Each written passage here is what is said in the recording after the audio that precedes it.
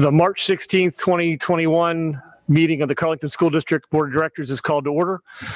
Director Simzik, would you lead us in the pledge? I will.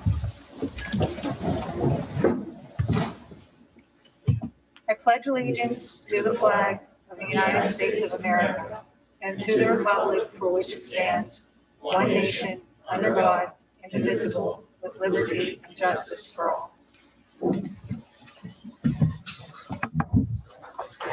Will the secretary please call the roll? Director Honchar, He's not able to be here this evening. Director O'Brien, Here. Director Zaleski, I believe she's not able to be here this evening. Director Pushkar. Here. I see her here. Where'd Susie go? I'm here. Director Frank, Present. Director Apple. Here. Director Mendoza. Here. Director Simzik, Here. Director Shriver. Here. There's a time at the beginning of our meeting where we invite members of the public, either in person or online, to ask any questions about items that are on our agenda. Is there anybody that wishes to do so tonight? Mr. Jones, anybody? Nope. All right. We do have a period of time at the end of the meeting where you can ask any other questions. So moving along, previous minutes, I'll entertain a motion to approve two items. Number one, minutes of the voting meeting of February 16th, 2021. And number two, the minutes of the Voting and Finance Committee meeting of March 9th, 2021. Do I have a motion for those items?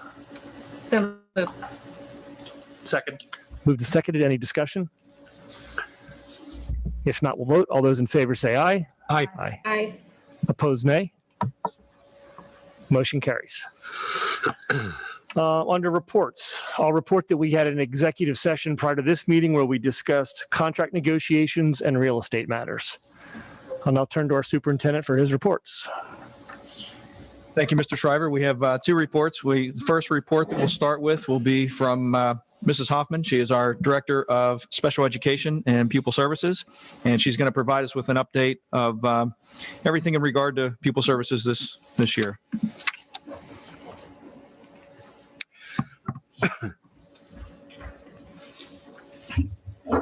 Thank you.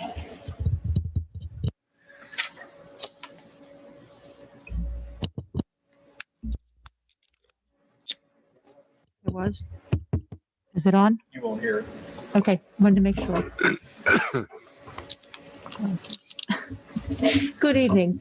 I'm Sarah Hoffman, the Director of Special Education and Pupil Services here. And I want to thank you for this opportunity to share with you in a short presentation on the Pupil Service Department and the variety of services that it encompasses. Next, please. Pupil Services has a wide array of services that now consist of comprehensive programs, including, but are not limited to, counseling, health, psychology, and social work. Pupil Services continues to evolve in response to the changing environment with children's lives and their development. New pressures on communities, families, and schools have resulted in more at-risk students now than ever before. As a result, Pupil Services now include more collaborative work with other professionals and community agencies. In this evening's presentation, we're going to cover the full scope of Pupil Services, enrollment, special education and related services, 504 service agreements, gifted services, English as a second language services, mental health, and homeschool visitor and social work. Next, please. Pupil Services are coordinated programs of specialized services to students and families. Through a variety of services offered, though they will differ from district to district and school to school depending upon its size and the need of the student body. The following categories of services are typical in some degree. 1, developmental services.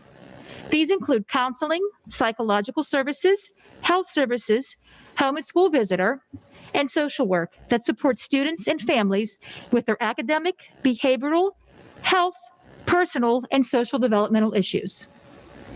Number 2, diagnostic intervention and referral services. This is where staff use diagnostic services to identify barriers that limit student success in school. Interventions are then identified to actively engage students and staff in activities that plan to eliminate the specific barriers to student success.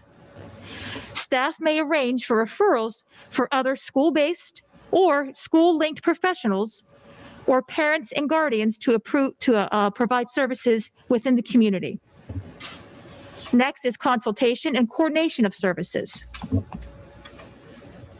This is where staff, we develop partners with the parents, guardians, and other agencies in the community to obtain assistance to address those barriers from students learning. Consultation and coordination of services may be used to assist in diagnostic, interventions, or referrals of students who face barriers with success. Coordination of services connects school resources with other available resources to assist students in meeting their needs educationally. And the last area is other services. Personnel fulfill a variety of other functions within the district, which contribute to the effectiveness of this system. Each of these categories is described in greater detail on the following slides. Next. Here's pupil services in general. So these are the areas that we cover.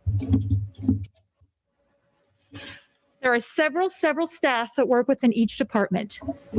Pupil service staff address a myriad of issues, including career and educational planning, character education, interpersonal relations, absenteeism, mental and physical health related concerns, and students with special needs with learning or behavioral needs.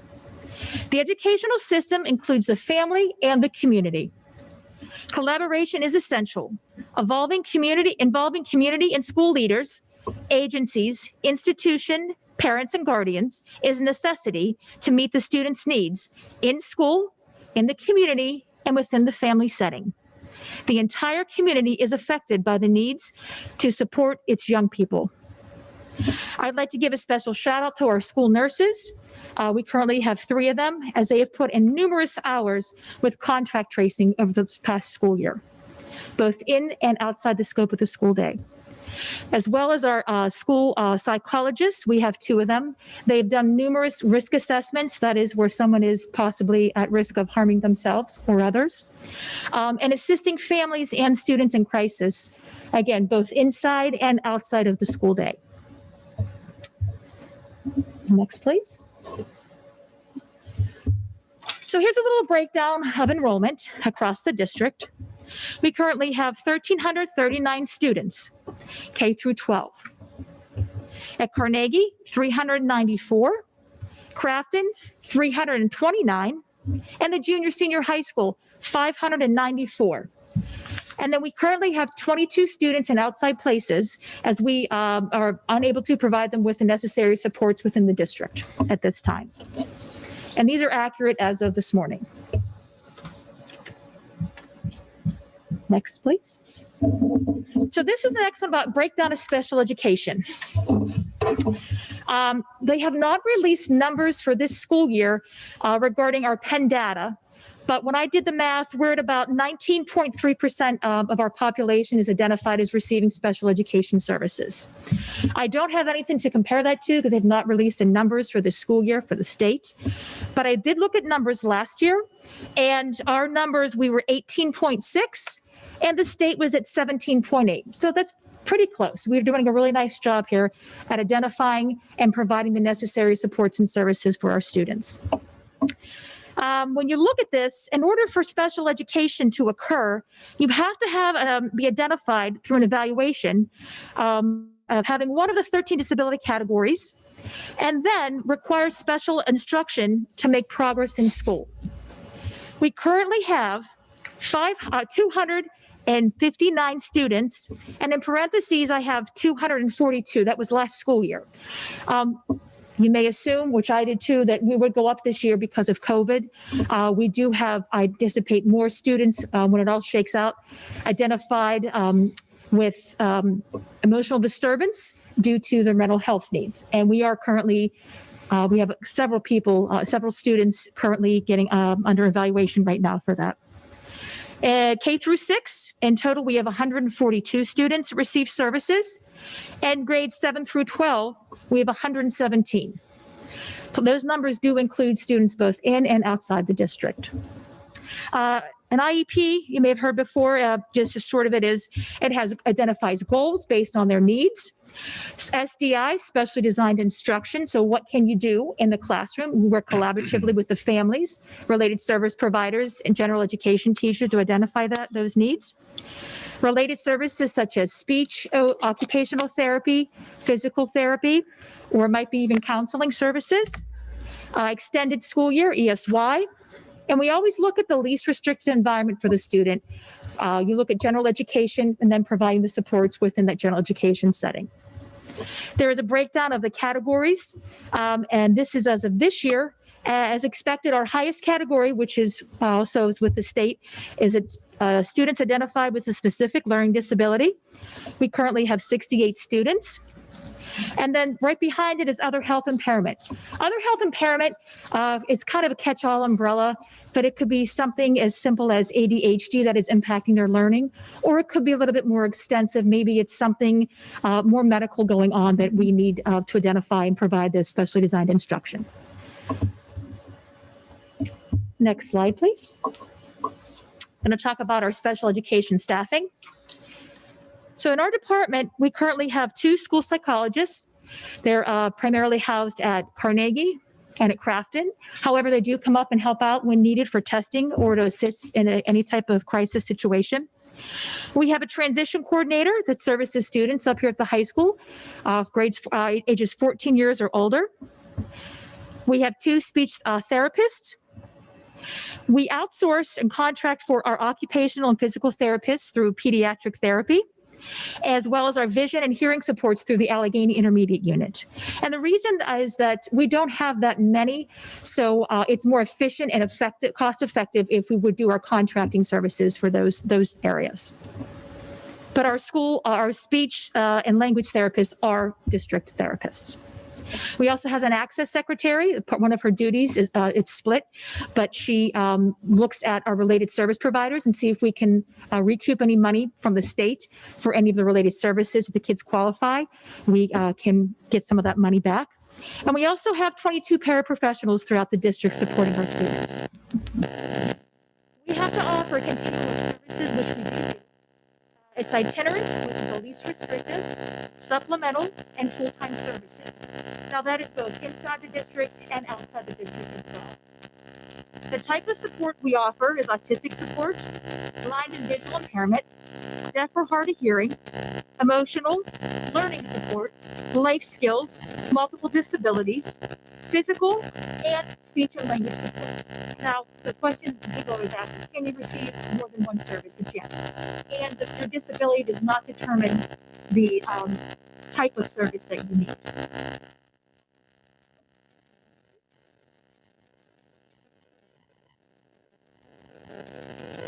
I'd like to talk about our gifted program that we have here. Mentally gifted is defined as an outstanding intellectual and creative ability, the development of which requires specifically designed programs or support services, or both, not ordinary provisions in the regular education program. We currently have 35 students that receive gifted services here, which is down a little bit from last year. We had 41 students. And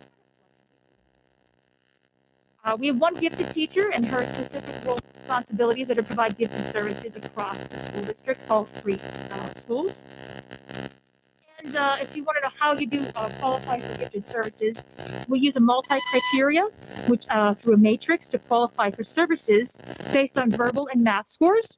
And within that matrix, you also look at standardized assessments. You get some collective information from the regular education teacher, from the student, and from the parent as well.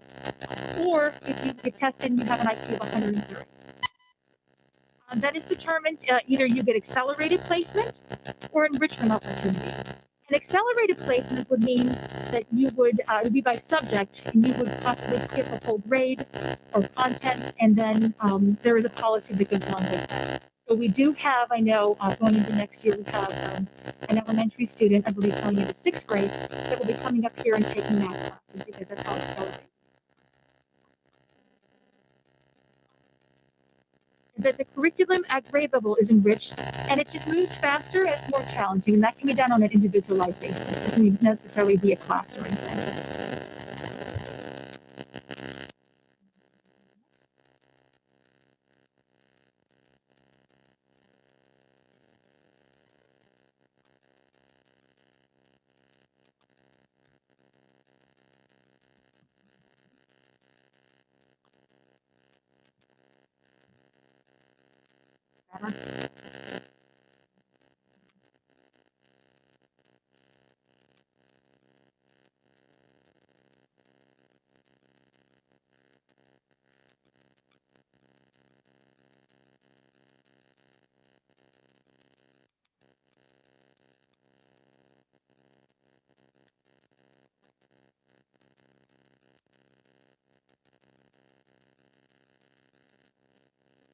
.504 service agreements.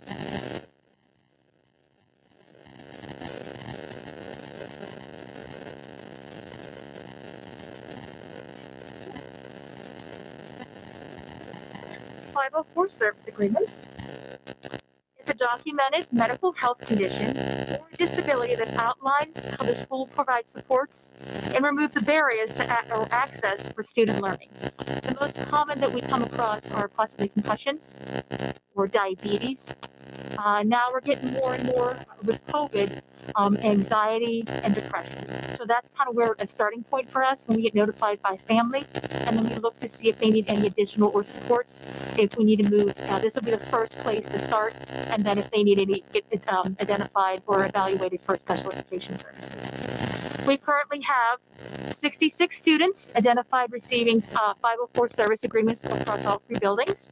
The nurse is typically involved in these meetings as well, along with the school psychologist, principal, and general education teachers and families.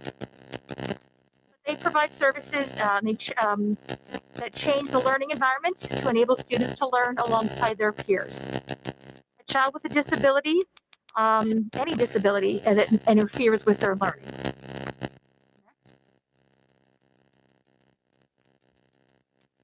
English is a second language, or otherwise known as ESL. We have a program here, and it's coursework that is designed to help English language learners who are looking to learn English as a second, third, or even sometimes fourth language. These programs help students develop their speaking, writing, reading, and listening skills in English. Our numbers over the years have ballooned up. I believe in 2016, I looked, we had 32. And now we are currently at 92. And last year we were at 94. So we do fluctuate a little, but we've increased a ton. With that said, K through 6 has the largest. They do all go to Carnegie. So even if they live in Crafton, we do bus them to Carnegie because that's where the services are provided. And at the high school, we service 32 students. We do currently contract with the AIU for 3 teachers, 2 at the elementary level and 1 at the high school level.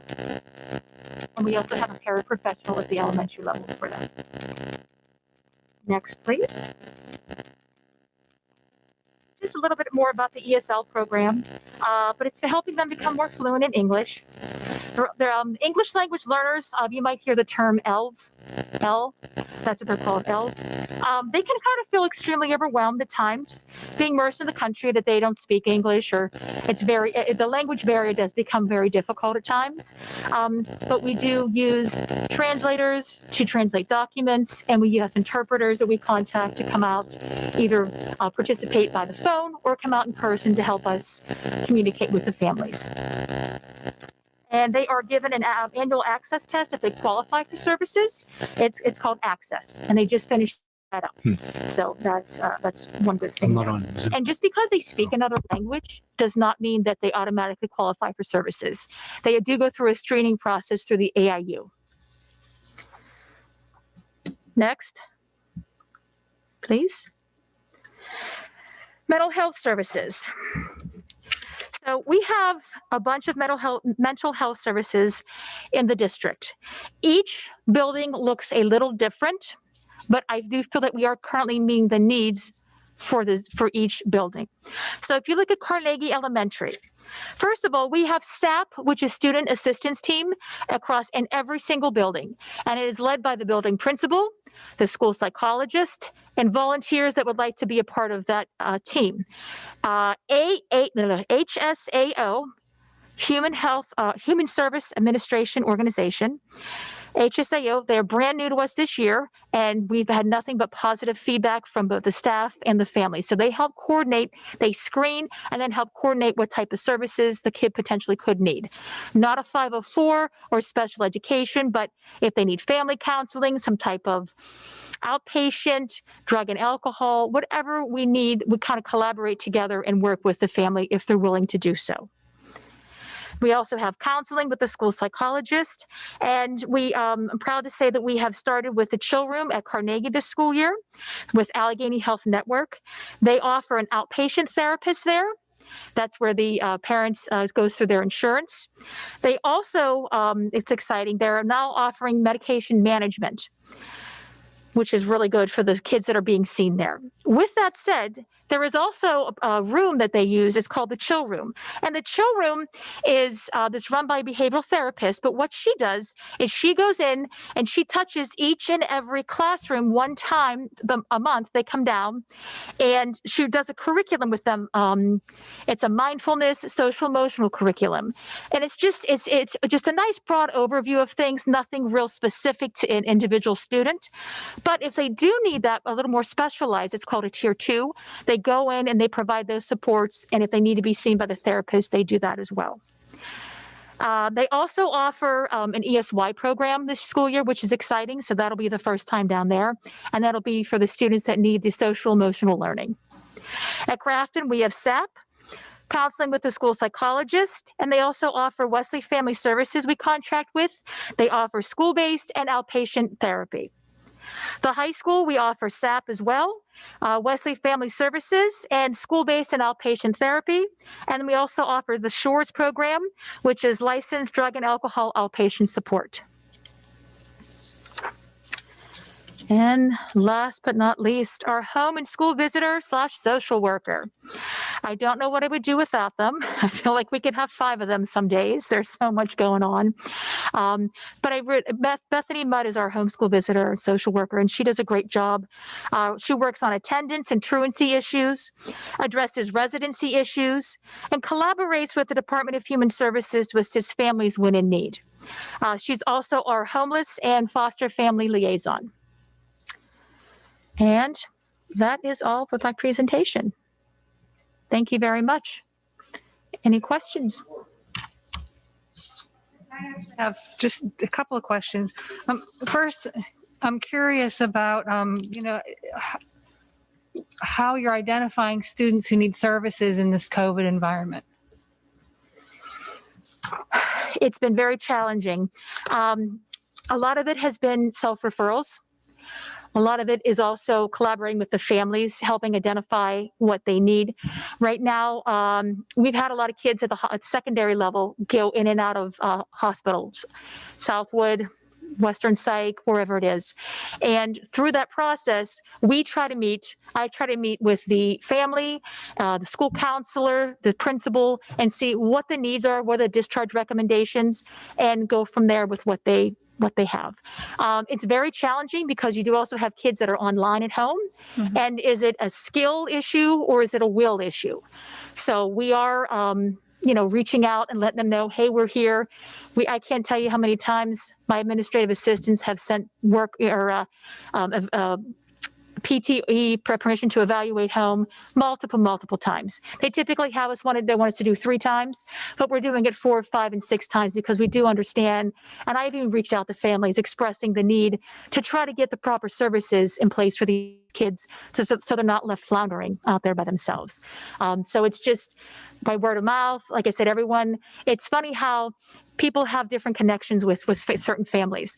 So I reached out, say, this family, hey, I'm going to use you to get in touch with them if you have a good rapport and relationship to try to help get some services in place for these students. Okay. I'm also curious about when we're using third-party services such as Wesley, how does that interact with our staff here? Like, It's, yeah. Is there meetings between our staff and the family and the third party service provider to, I just don't know how that works. Sure, that's okay. That's a good question. So what we do is, so let's use an example of someone going through the SAP process. They get screened. They said, hey, you know what? I really think Michelle could use outpatient services. That's where the insurance would pick, if they have insurance, they go through and they pick up that insurance and they get seen as needed. We really don't get any of that information back, how those sessions go. It's all confidential and private, but we do collaborate with them. Then we have related services for God bless you. We have related services for students that have 504s or IEPs, and then we use school-based services. Those are free. So if someone doesn't have insurance, they can go that route as well, so they can be seen. We do meet. They're part of the IEP team. We collaborate and have those conversations. With Wesley, we try to meet twice a year to see how things are going. If there's any questions, concerns with services, I like to kind of I do touch base with them every other month about their numbers, where are they, if they're feeling overwhelmed or not. Up here at the secondary level, it's been trying some days. And Jen Taprani is the therapist up here full time through Wesley, and she does a great job. She jumps in whenever she can, helps out, and she's really well accepted by the community up here. When you say you meet twice a year you're meeting with Wesley to get their feedback, what feedback do you get from families on the services they're receiving from Wesley? That's a good question. I have not specifically had direct contact with the families. I mean, it's more through the therapist or students that we're hearing how it's going. Every now and then I do get a list of like kids that have dropped off, like they don't want to be seen. That's what happened last year. They had a list of about 16 kids that qualified for services and was recommended, but they didn't want to do it for whatever reason because it was virtual. Now we do have the option to come in person. Some don't want to do that. Some still want to do virtual. So I'm not necessarily hearing it firsthand. It's more through the principals, which I do. They are a part of the meetings, finding out what they know because they're working directly with some of the therapists. You're welcome. I wanted to make a comment about this. Is that okay if I speak? Yeah. Okay. I'm a school psychologist, so I do these services in the schools. But before I came back to the schools, I worked for Western Psych and I was an outpatient therapist.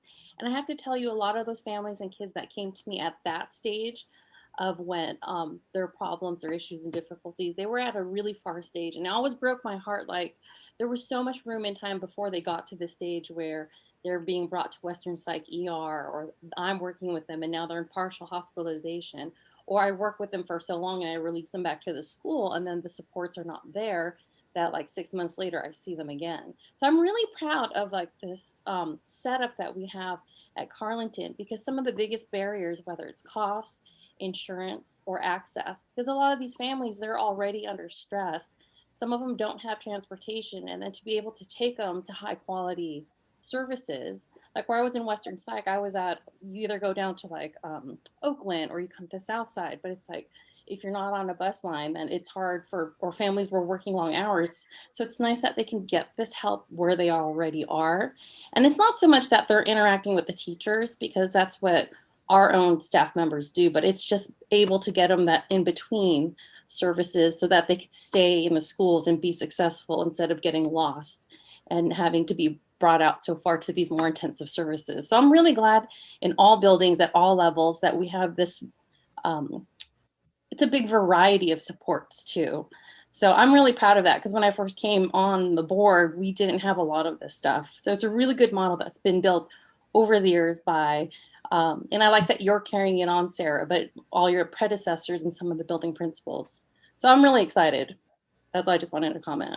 I agree with you, Marisa. I would have to say, I know I've spoken to friends who live in different parts of the state who don't have the level of services that we do. So it is something to be proud of. Yeah. Thank you. We're still plugging away every day. I mean, we have Josh, so, trying to get stuff off of the different,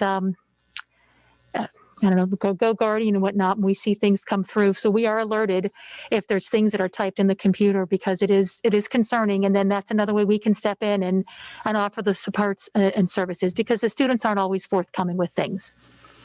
But we want to make it. it's not just academics. Like, I know we're concerned about reading, writing, and all our state scores, but it's like kids can't concentrate on academics if we don't have them as a whole child. So all these things that's an extra layer that I didn't even think of, that Josh and with Go Guardian are things that are ways we can pick up things to notice things other people are missing.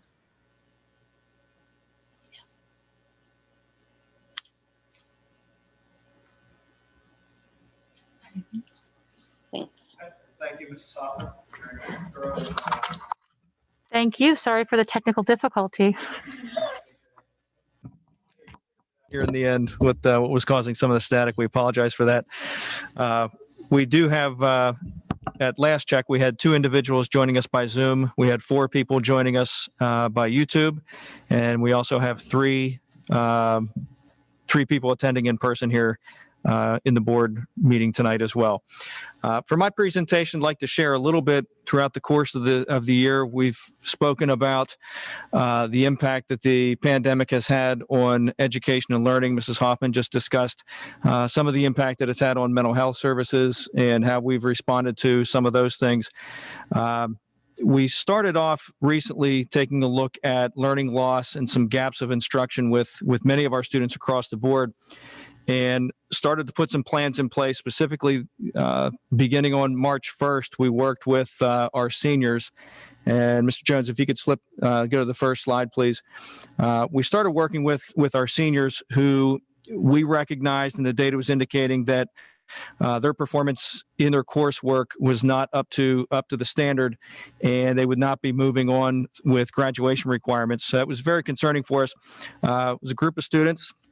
And beginning on March 1st, what we did was we put together a program that runs Monday through Friday, where we provide transportation. It's held right after school, begins at 2:15, runs until 4:15. And with that, we cover the content areas. We cover English, math, science, social studies, and then we also have some of our elective courses as well that our seniors can go through and recapture performance from the first semester. With that, hoping that they can regain some of those skills to remediate those and then help them move forward in the second semester, so that if they pass the second semester, they will be able to recover their full credit so that they can walk at graduation coming up very, very soon. So we extended those opportunities. We had a group of teachers and our building administrators meet with the parents and the students prior to entering into the program, pretty much lay out the groundwork for what the expectations would be for the program. Very close to 90% of those seniors took advantage of this program. So it is very helpful for them. It does help remediate the skills. And then what it also does is help them reach their graduation requirements. So that's a program that we started, and we continue that. That'll run through the end of April. Like I said, it's a 9-week program, and very hopeful that this program will be able to get our seniors to be able to walk at graduation and then move forward with their career plans and post-secondary plans after they leave Carleton. On the next slide, we have some plans that are coming up that we're working on this week. We have professional development scheduled for Friday with our teachers and with our administrators to work collaboratively together to first take a look at, we're doing this K through 12, but first just to share some information about grades 7 through 12 with some of the plans we have coming up for summer remediation programs available to our students. So this Friday, our teachers are going to work with our administrators. They're going to identify students who are in danger of failing coursework for this school year, and also take a look at students who could benefit from remediation over the summer. So we're looking at the summer as a great opportunity to provide in-person, face-to-face remediation for learning loss that occurred throughout the course of the school year. In the past, many of the credit recovery programs and additional help remediation programs that we've run have been run more through using computer software. Students could complete a lot of the work at home.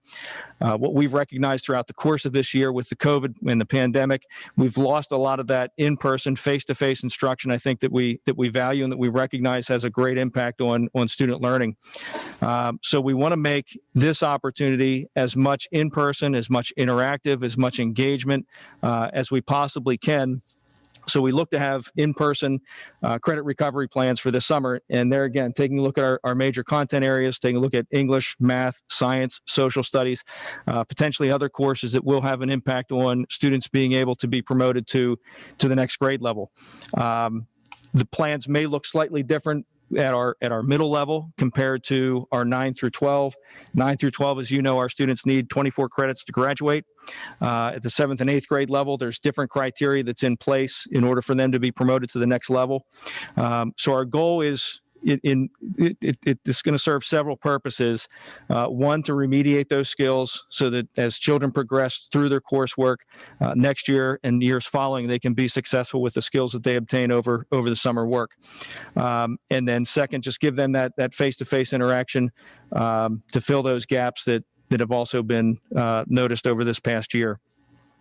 So to pull this off, we also look to one of the barriers of getting up here to the junior senior high school. We will run it here in-house, is providing transportation. If in the event our schedule permits, that we would have classes that would be running 2 to 3 hours at a time. If there's a break in there, we run a second session on the same day is one of the models that we're looking at. We would be able to provide transportation to and from the junior senior high school, and then also provide a meal service while students are here as well. So that will change a little bit in regard to how we've operated in the past, but it should service the needs of our students in grades 7 through 12. For our elementary students, we also have our administrators and teachers on the next slide there. Thank you. That we do have our teachers and administrators working this Friday to identify students who, again, would be in need of remediation in order to capture that learning loss experienced by this past year. At the elementary level, we're accustomed to, throughout the course of the school year, always identifying students who are in need of extra help, students who are in need of extra extension types of exercises. So we currently work with kids and work them in different tiers 1, 2, and 3. And so what we're looking at is to use that tiering model to help identify some of our students who are going to need that remediation, that extra help over the summer. So we're looking at more as summer camp plans for our K through 6. And looking at that program to also begin June 21st, it's a 4 or 5 week program, looking at focusing in on literacy skills, math skills, and also unified arts, and try to give it a good feel that it's not just an additional school day, it's not just additional schooling, it's an extra opportunity to read, to learn, to apply, and then also taking a look at additional opportunities such as field trips. We have a rich culture area here in the Pittsburgh area that we can take advantage of, schedule some trips for students. And when we look at those types of opportunities, is also opening that up to other students as well, not just the ones that we simply identify for the remediation plans, but to really help move past the pandemic. As we recognize it, it's created an issue just with social interaction, simple getting to know people, to interact with one another. So we think that the field trip component to it also would also be beneficial in a lot of ways to all of our students. Once again, transportation would be provided. What you also see at the top of the slide, we will continue to offer Camp AIM, CASP, and this year we're also going to be integrating. Mrs. Hoffman talked about the Chill project that we have at Carnegie. We will offer an extended school year Chill project that AHN is going to help us out with in organizing those efforts as well. So Carnegie is going to be more or less designed for students that fall into those categories for Camp AIM, CASP, and the Chill project, so that the other summer camp will be run out of Crafton Elementary School. So that'll allow us then, require us to, not require, but we want to make sure our kids have access to it. So we're going to provide transportation. And there again, if the way that the day is structured, if it requires providing meals to our students, we'll continue to do that over the summer months as well. So looking at that as a K through 6 and a 7 through 12 model, looking to provide our students with as much summer remediation opportunities that we can take advantage of, and then move beyond that. On the next slide is starting to take a look at areas of celebration. And throughout the course of this school year, there's been a lot of things that we haven't been able to take advantage of. We haven't been able to celebrate too much. We did have one of our wrestlers make it on to states this year at the end of the school day earlier last week. We had a fire drill, and the way that they worked that is the kids went outside and were able to form a nice line so that when our wrestler came through, the kids were out there clapping and cheering him on as he moved on to Hershey. So those are the little things that normally that we do throughout the course of a school year. We celebrate those things K through 12. This year, we haven't had the opportunity to do as much of those types of activities, and we recognize the importance of that. So we do have an important coming up here is the celebration of the 50th graduating class, and that's a group of our seniors will be the 50th to graduate. The first class graduated in 1971, so now we're at 50.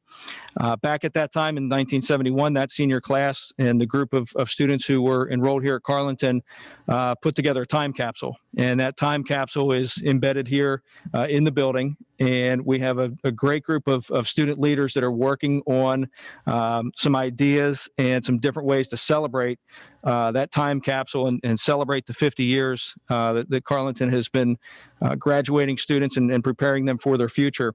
So tentative plans that the group of students are working very closely with Mrs. Herman as well to network out to our student alumni to get some individuals involved with that as well.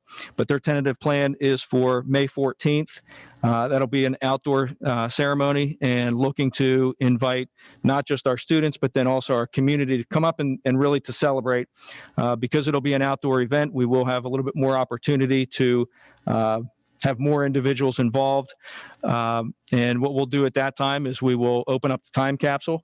Hopefully we can have a member from the graduating class of 1971 to help explain what some of those objects are in the time capsule. We don't know if there's going to be a slide rule or an abacus or something of that nature in the time capsule, but anything that person can at least help provide some context to, or maybe provide a brief story as to what that object is, what it meant to them, and how those types of artifacts compare to the types of artifacts that I think our group of seniors is also taking a look at putting a new time capsule in place to replace that, so that could be embedded then for another 50 years and then keep that tradition moving forward, so you can have the centennial celebration as well in another 50 years when not too many of us will be around. But I think it's important to set ourselves up for success and to keep that lively tradition going. So looking to have alumni there, some guest speakers to help that. For our seniors, it's been a really tough year for them. We have to go back the whole way to last March. Right around this time is when we had the shutdown. As juniors, it closed off a lot of opportunities for them at the end of that school year. And then moving into this school year, I think has also been a challenge for them as well. So when you take a look at high school memories that I think all of us embrace and we look back upon it in our lives, you take a look at homecomings, you take a look at prom, you look at graduation, you look at fall play, spring musical, a lot of different things that we do as a school and we celebrate together that so many of our students get involved with. That's a piece that's missing from their lives and their ability to reflect Black. So we want to, by the end of the school year as it's approaching, we are making plans for the senior prom. We do have a venue reserved with the restrictions being lifted that are going into place coming next month, announced by Governor Wolf with expanding some of the things. We were prepared to move forward with the senior prom before the restrictions being lifted. The venue that we have selected can handle under their 25% rule. We're at 200, which would easily handle us. Now that we're at 75%, at least projected as far as inside venues, we should be in good shape. The venue that we have also has indoor and outdoor. There may be some restrictions coming from that provider just in regard to dancing and interacting. But some of the thoughts there are taking that event and maybe merging in some other activities that normally you would see at a post-prom and pushing it into the prom itself. So we have some activities other than dancing and interacting, but something that the kids will enjoy and make it as memorable as possible. And then also commencement is extremely important. We look to hold that outdoors. We look to have that at Honus Wagner Field on that last Friday, June 4th, I believe it is. Outdoor ceremonies they're a lot of fun to be down at the stadium, and we're looking to set things up so that we can really take some time to reflect back on the year and celebrate all the great accomplishments of our senior class and send them off with a great farewell. So we're looking forward to giving our seniors at least something here that they can remember. And then moving on to August, looking at some different types of events as well there in August, looking to come back as we start to prepare for the 21-22 school year. Thinking of some ideas like a spirit night to get the community together, to get our students back together, to prepare and get ready for the upcoming school year. We're hoping that things will be behind us and we're getting through the pandemic, and also taking into consideration some potential activity nights and just some different types of ideas to engage our students and engage our community into some fun activities that we've longed for quite some time now. And I think those types of opportunities are extremely important for not only our kids, but then our community, our teachers, our staff as well to celebrate those types of things. So that's the report that I have for this evening. We are continuing to monitor again all of our COVID cases in-house. There is some talk from the CDC about moving from a 6-foot down to a 3-foot in regard to quarantine. Quarantining is, I know I've talked about it quite often throughout the course of this school year as far as how we go through and we do things. It's a challenging process. There are times, in fact, most recently we had a student who was last in school last Monday, not this week, but the previous week. That child is now presumed to be a positive case. Because it's still within that 10-day quarantine window, we still need to go back and contact trace back to that previous Monday and quarantine students for a period of 2 days. And, when you look at it and you have to make those phone calls and tell parents that their kids have to stay home for 2 days because they were exposed 8 days ago, can sometimes it's a hard phone call to make because it just doesn't seem right. It's like, so you've let my child in school for the past 6 or 7 days, but now you're saying they can't come back for 2. And we're following the guidelines. It's something we're required to do, but we recognize at the same time it's a tough message to hear. It's a tough message to deliver. But I've said it before, our community, our parents, our students, our teachers, our staff have been incredible throughout this past year in being flexible and helping us in pursuit of providing a safe environment for all of our stakeholders. So it's been tough. We're looking to get through the end here, and there is some light here at the end of the tunnel. We're getting pretty much all of our staff going through and getting vaccinated, which will help. The AIU clinic went very well. I think across the state of Pennsylvania, they're approaching close to 100,000 vaccinations of educators. That certainly helps in the process of being able to deliver that in-person instruction that we've been able to achieve up to this point in the school year. Any questions from any board members with information shared this evening? I just wanted to say thank you. I was really prepared to come and ask you all kinds of questions about remediation, and you touched upon, the questions that I had. So really, really appreciate that. I do have one comment that has been said to me in passing. It was actually a teacher said something to me about, well, we can't get the kids to come now. How are we going to get them to come to programs in the summer? And I wonder if, being that, the hard part about getting kids to participate now has been the online platform, and that if it is in person in the summer, if that will make a difference. I just wanted to put that comment out there so you're aware that that is a perception. We certainly see that perception. It is a challenge, and I think the safety precautions that we put in place have created a little bit of a double-edged sword, because we have made remote learning very easy for our students to take advantage of. And I think in many cases, we've done an outstanding job with it, where students can learn from home and do extremely well in the classroom. But I think it's also sent a message to some of our students that they can roll out of bed and get online and pass their coursework instead of coming into school. So it does create, it creates that issue as well. I think moving into the summer, I think you're right in regard to what is going to be the incentive for our children to come for that summer remediation program.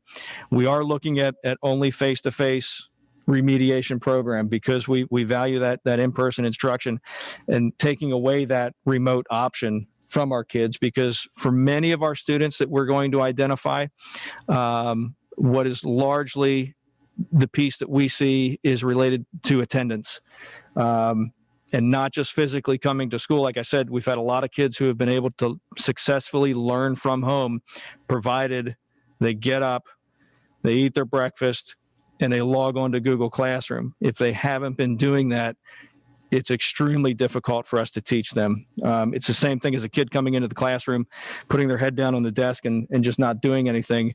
And now it's even worse because we can't nudge and we can't, entice it in any way. So going with one form of in-person only, and then the other incentive is you're going to make your life a whole lot more difficult if you don't get these courses remediated and get the credit recovery. At some point, they need to capture those 24 credits in order to walk across the stage and get their diploma. So that we need to get back to that incentive where it's a desire to learn for more than just a purpose of checking things off a box and just getting a diploma.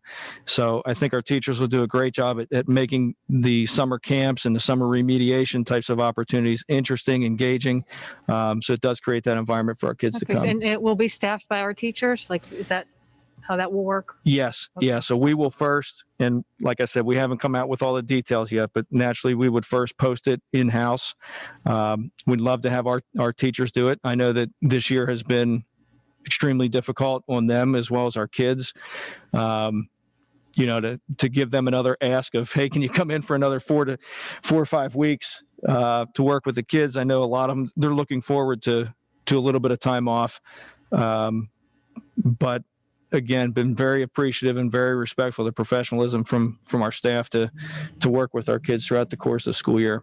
And I think we will be able to get a group. And I think there's some strategies we can put in place, by the way, with scheduling some things that we can get it fully staffed. If we have to move outside, we can do that. I know some school districts do that as well. If you can't find enough work in-house, that we could post it outside. And there's a lot of kids graduating from college with degrees in education who'd be interested in working over the summer as well to get first foot in the door for some experience. But yeah, I'd like to rely on our staff. I think they're the best suited to do it. Thank you for that. I did have one. I'm sorry, I'm being the question hog. As far as the 50th celebration, I just wanted to put it out there. I'm sure the Education Foundation would want to have some sort of involvement in advertising that or being part of the celebration. So, Michelle, I don't know if you're talking with them at all, but if you haven't been, I think we should probably get the groups together. So thank you. I think Michelle's been working out. Mrs. Herman's been reaching out to, she's also going to start to reach out to media as well to get some coverage there. And again, trying to work with the kids. They have a vision that they want to get accomplished, and we want to honor their desires for it. And then also try to open up some opportunities for them, some things that they haven't thought of that potentially would be good. So, yep.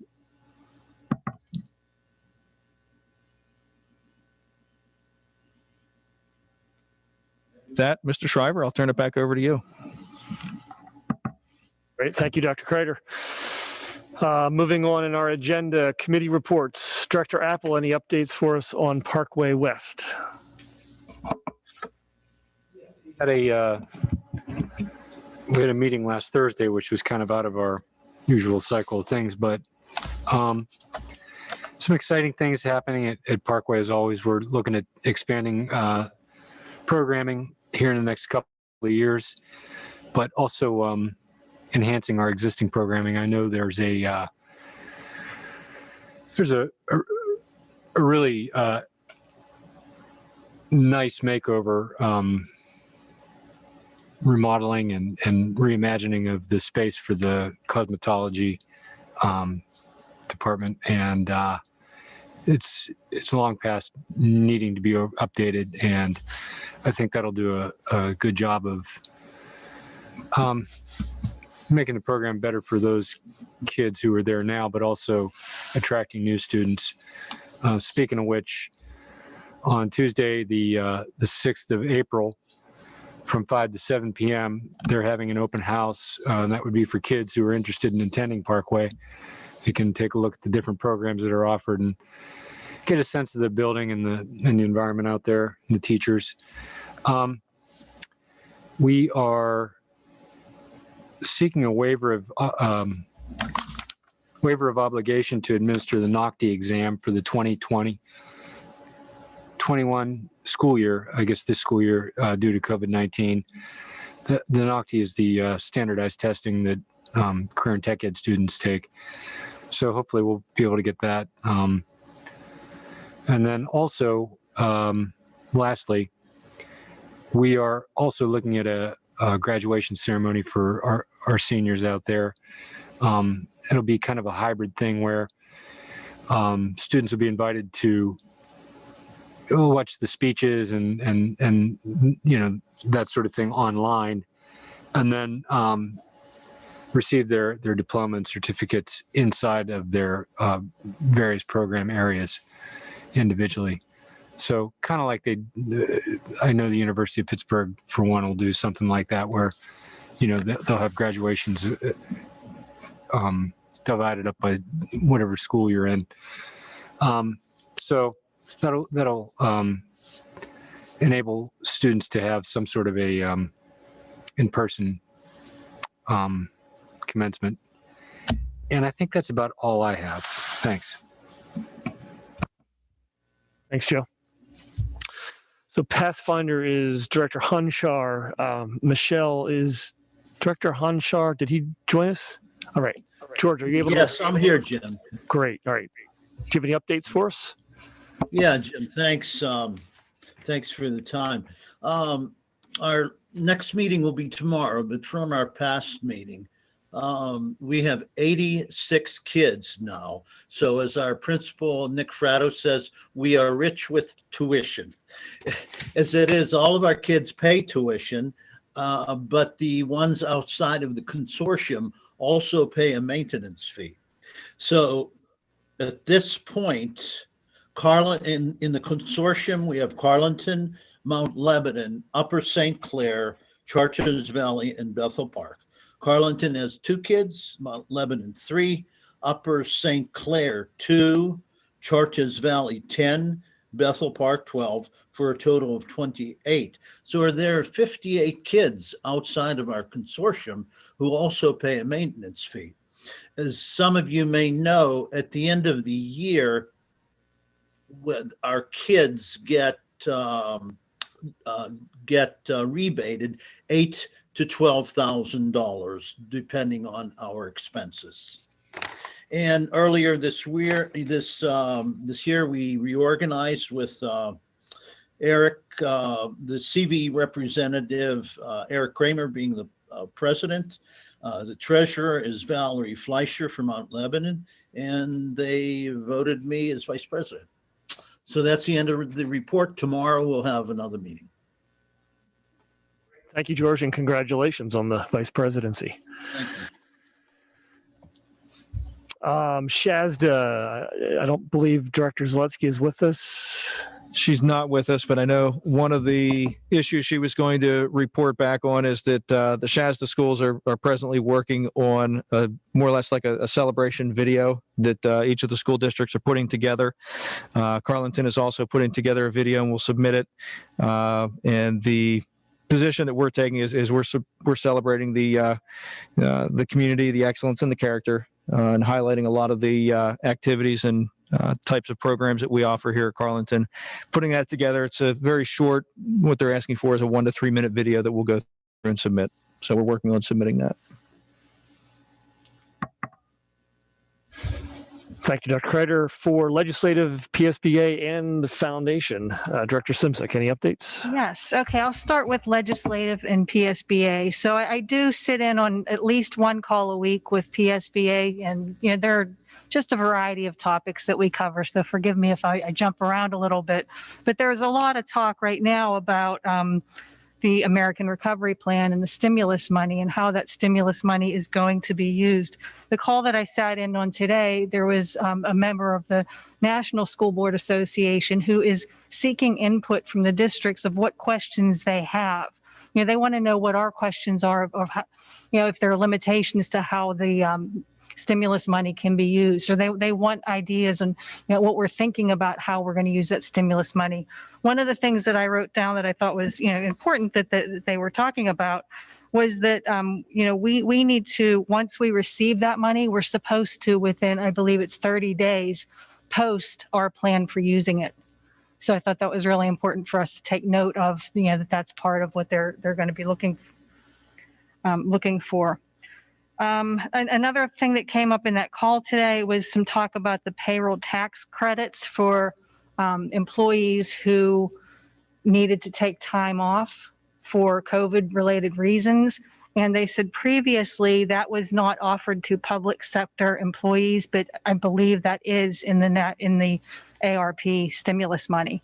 So I don't know if that's something that as a district we would benefit by getting a tax credit for anybody who had taken paid time off as a result of COVID. So I don't know, Mr. Bilby, if you had heard that or if that's something that you want to look into, but it did come up in the call today. So I thought that was important to mention. So there's just a lot of talk between districts of, how are we going to use this stimulus money? There was a suggestion from someone from Peters Township, and they said the money that they're getting isn't going to cover the costs that they put out already just to work through COVID. But they found that it was useful to train more contact tracers because they said it was a really big job for them. It's a difficult thing for them to do. I don't know if that's more of a bigger district problem than maybe it would be for us, but some of the districts seem to think that was really good advice to consider that as one of the ways to use some of those funds. There was also talk about the difficulty in staffing, the difficulty in finding substitute teachers.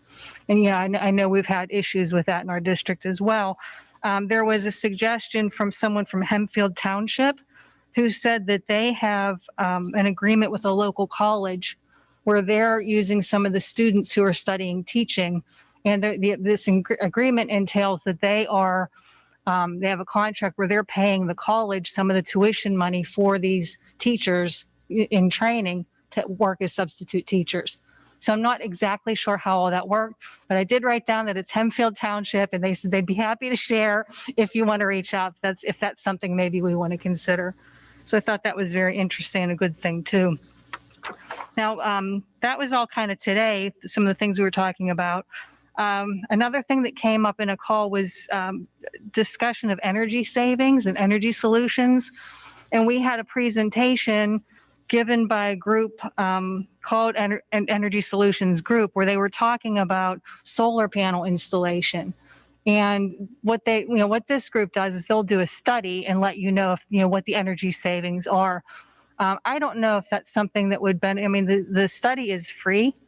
So I think, I kind of wish Dennis was here that, we could bring that up with him. But I think if we're talking about capital improvements and, we know we need a new roof, is that something that we should really look at? And I don't see why we wouldn't look at it if there's potential savings there for us. But another component to what they do is they, there's a curriculum part of it that they offer instruction for students in energy savings and solar power. So I thought that was really, really interesting. I would love to see if, we could at least explore that and see if that's possibly a fit for our district. I don't know if it is or if it isn't, but I did take down the information that I can share with you. Lastly, I just wanted to mention that, we have Advocacy Day coming up on March 22nd. Right now, the two topics that PSBA wants to focus on is charter school funding reform, which we've talked about quite a bit.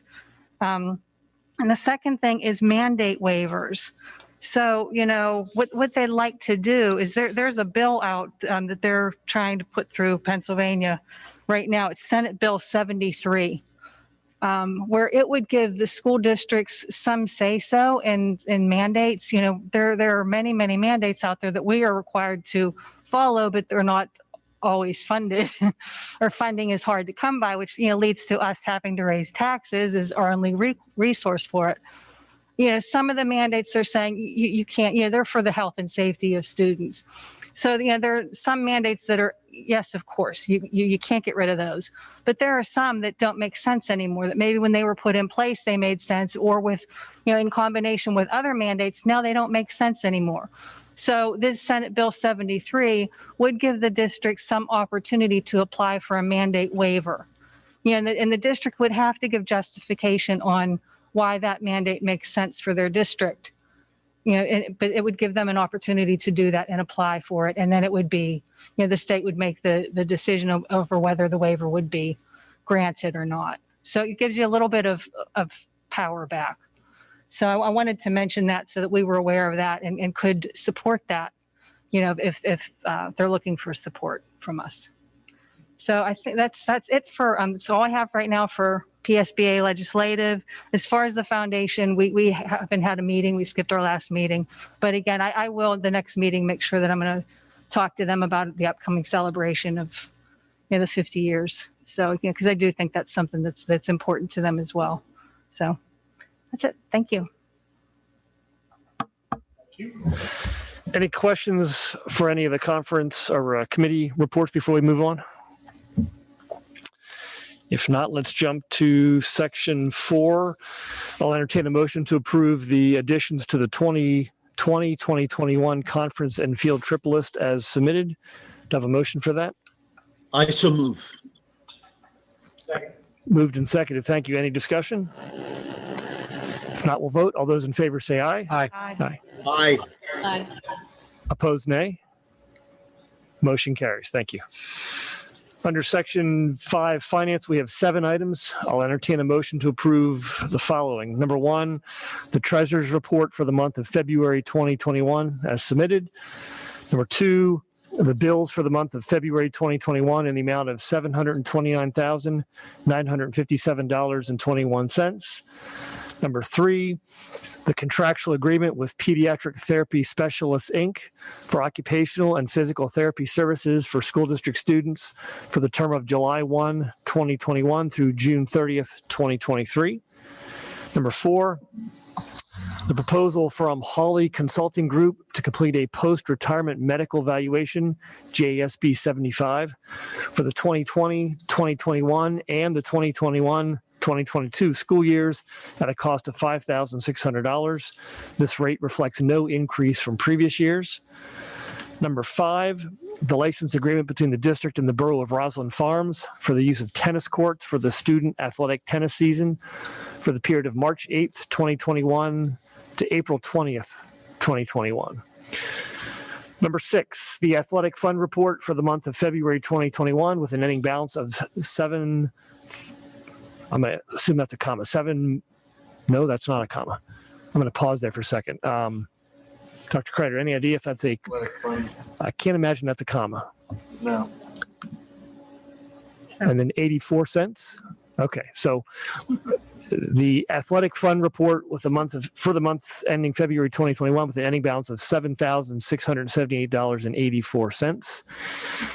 Sorry about that. And then number 7, the activities fund report for the month of February 2021 with an ending balance of $83,827.45. Do I have a motion for those 7 items? So moved. Second. Moved and seconded. Thank you. Any discussion? If not, we'll vote. All those in favor say aye. Aye. Aye. Opposed, nay. Motion carries. Thank you. Under section 6, personnel, I'll entertain a motion to approve the following 6 items. Number 1, to approve the following teachers as after-school tutors at the junior senior high school, retroactive to March 1st, 2021 through April 30th, 2021 at the teacher's per diem rate and consistent with the terms of the CFT collective bargaining unit agreement.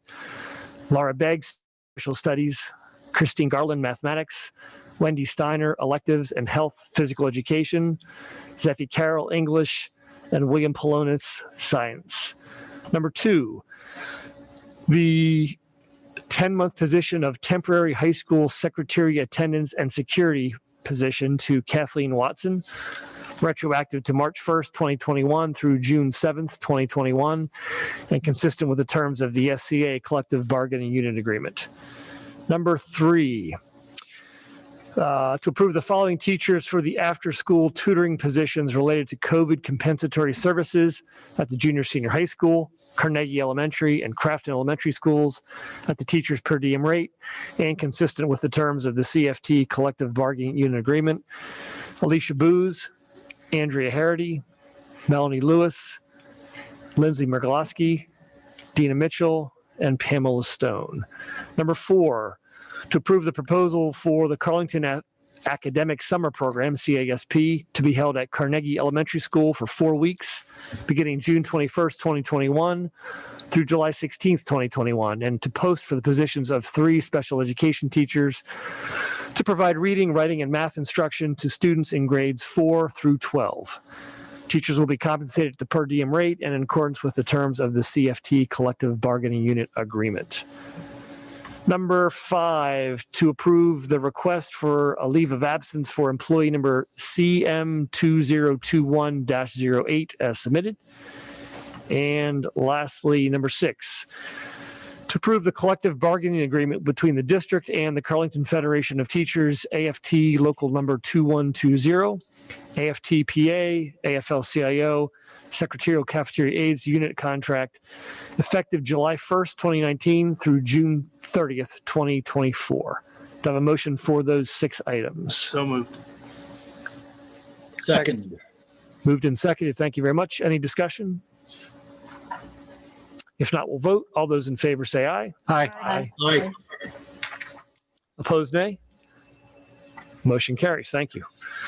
Under Section 7, Student Services, I'll entertain a motion to approve the proposal for the CHILL project by Allegheny Health Network Extended School Year Program to be offered at Carnegie Elementary School for 4 weeks beginning June 21st, 2021 through July 16th, 2021. Do I have a motion for that item? So moved. Second. Moved and seconded. Thank you. Any discussion? If not, we'll vote. All those in favor say aye. Aye. Aye. Opposed, nay. Motion carries. Under Section 8, Old Business, any director of any old business they would like to bring up tonight? Hearing none, we'll move on to new business. Any director of any new business they'd like to discuss? All right, seeing none, we'll move to the audience. Open forum questions for online or in person. Anyone want to ask questions of the district? I see one here in person. Would you mind identifying yourself? And that'd be great if you would, please. Yeah, thank you. Hello, I'm Reese Smith. I live in Crafton. So regarding the chill room, are we looking to bring something like that to Crafton Elementary as well? If so, like what are the requirements that we're looking for to bring it there as well? Good question.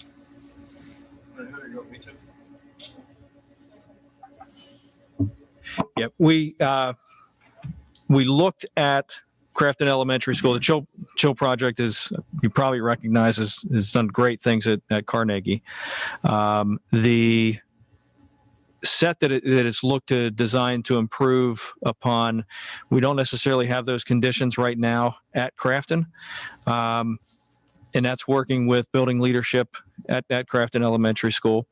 We do, however, look at the junior senior high school. It's not just an elementary program as far as the Chill project. The goals of that program align very closely with some of the needs that we have here at the junior senior high school. So we are considering expanding it up here to the junior senior high school, potentially circling back to Crafton if there presents a need to do it. But at this time, they don't see the strong need for it there at Crafton. We do see a need for it here at the junior senior high school, though. What's the timeline looking for bringing something like that to the junior senior high school?